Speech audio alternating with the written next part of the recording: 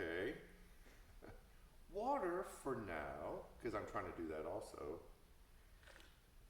But there will be coffee later because I leveled up and can dual wield. Okay, Tuesday we had a long staff meeting because we didn't meet last week and we won't meet next week. So we have a lot of stuff going on. So I will hit it and get it so this isn't a annoyingly long Tuesday update. Well, first of all, I want to thank Kristen Hill for this past Sunday. She always does a fantastic job. She's smart, she's thoughtful, she's insightful, always brings us new content and new information, and is a dependable and trustworthy go-to. If you haven't watched the message from this past Sunday, please go do so.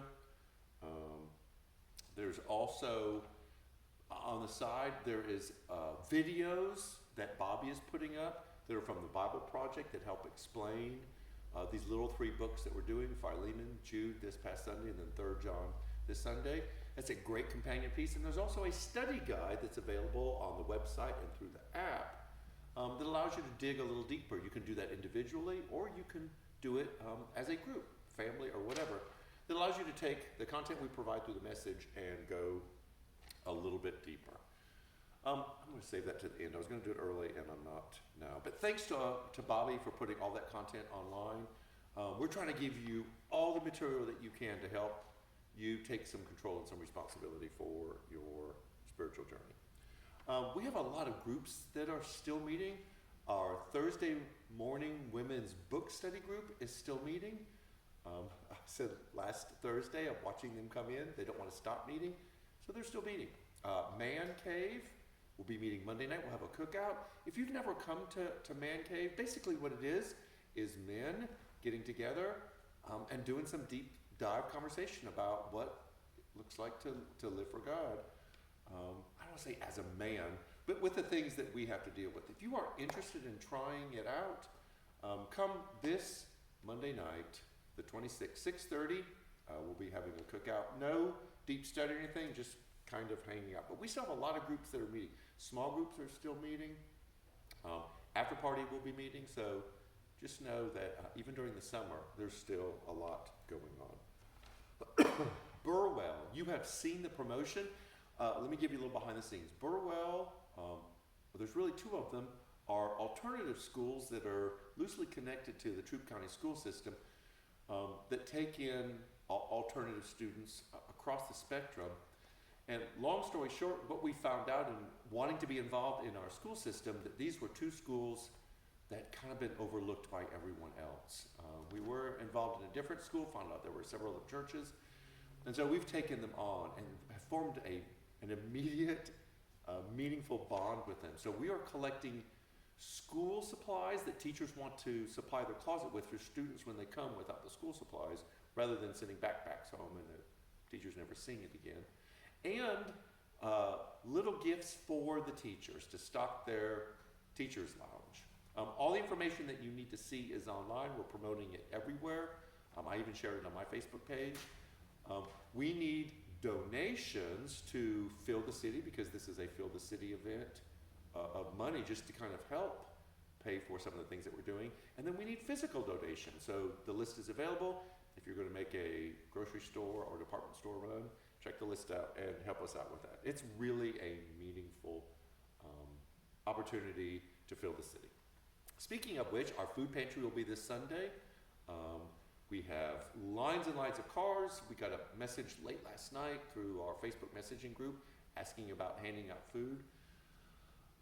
Your donations and your gifts to our food pantry help feed a lot of people. I think we hit 70 plus last month. This is an important ministry that's always been a part of New Community Church's ministry.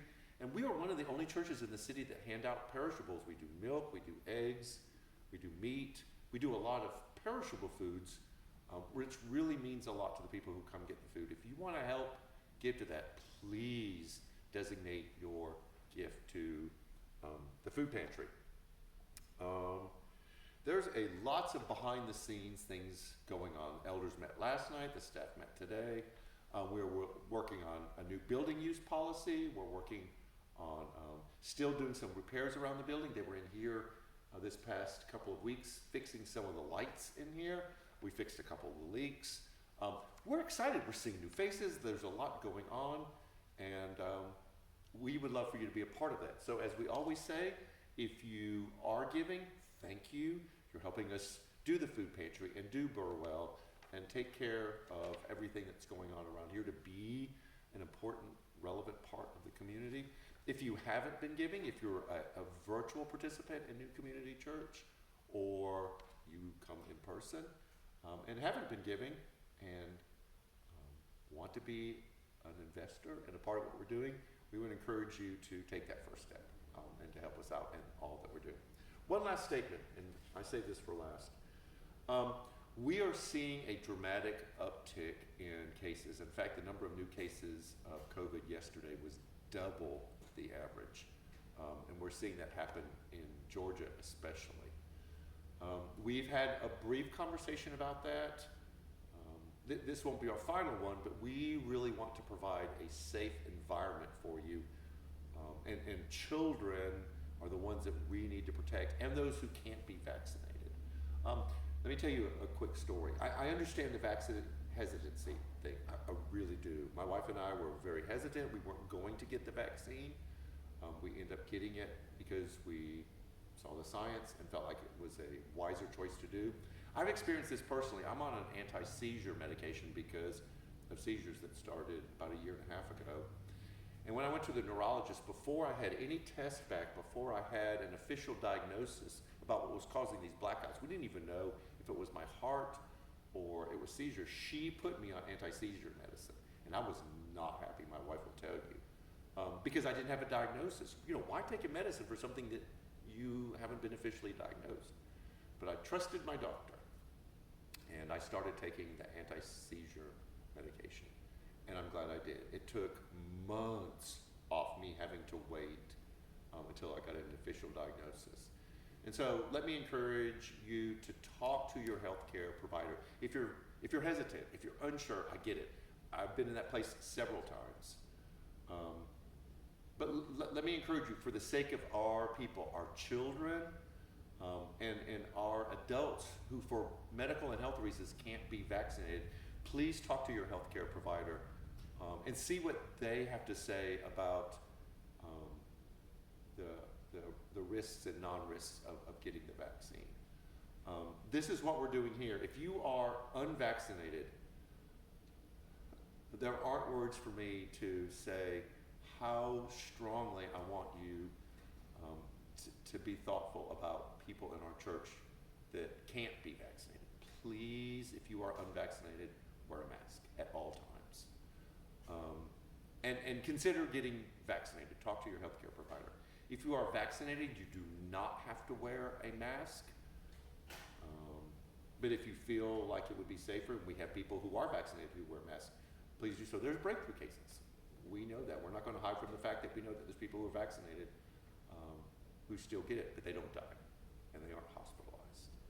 So know that. Also, we are protecting our children. They cannot be vaccinated. It seems to be hitting unvaccinated children and teenagers especially hard. So we are still requiring masks in our children's area and really encouraging them in our student area too. So I don't need to say any more.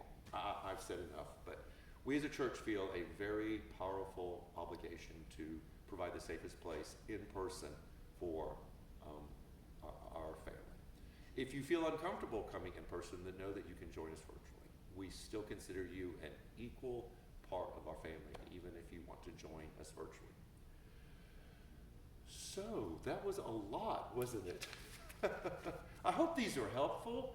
Please share these. Please let people know that these are available so they can get all of the information of things that are going on behind the scenes in the life of the church. Every Tuesday, we will try to give you an update of what's going on. Watch our social medias for information that you need to know. Join us this Sunday as we finish up our Little 3 series at 3rd John. And again, some more help on how to interpret Scripture. That's it for me. A little bit more water. I've got to go get some coffee because it's afternoon and I need my coffee. So have a great week and take care, and we will